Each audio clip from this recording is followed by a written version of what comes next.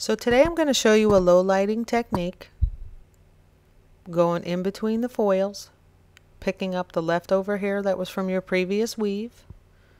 You're just going to zigzag in and out, picking up those hairs. And what this is good for is replacing natural color in between blonde highlights. If your client becomes overly blonde, you can replace the color. If you want, you can also take a little bit more hair. You can take the whole strand if you want to. Just depends on how much you want to replace. But in this case, when you get the color back in this way, when your blonde comes down, it'll have the natural or darker color in between to really accentuate. Depending on how thick or fine your weaves are, determines the effectiveness of the color, how strong or subtle it'll be. So I'm just painting on here a level 3 and 10 volume for demonstration. She has blonde. There's bleach in the packets, so we're making her blonde. But this is great for clients just get overly blonde over time, and you don't want to take up sections of doing lowlights, highlights, lowlights, highlights. You just want to go back in and pick up some of those hairs.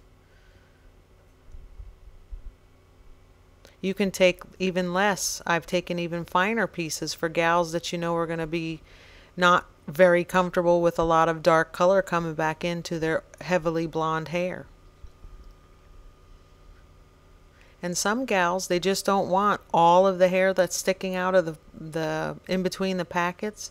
They don't want all of that tinted back to their natural color. So you just have to determine how much natural color you want to put back. There's even times where I skip in between foils. Hair color is an art, so wherever you place hair color is the artistic side. How you mix and formulate is the scientific side. So as you get these foils in between, you're replacing color, or you're changing color, you're using a fashion color or a different tone of color. It gets more creative and a better result. Makes it look more natural. So you're just getting these low lights put in here. And then we're going to let this process. Since it's with 10 volume, it can process up to 15 minutes for a depositing action. 10 volume deposits 100% color. Even though it would be ideal for the process to happen for 30 minutes, because this hair color processes for 30 minutes, I know my foils may not always have that time. So here's the finished look, and I'm going to carve out the sections where you can see I put the low lights.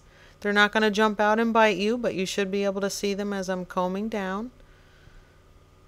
Mind you, she wasn't overly blonde. She was actually brown in the first place.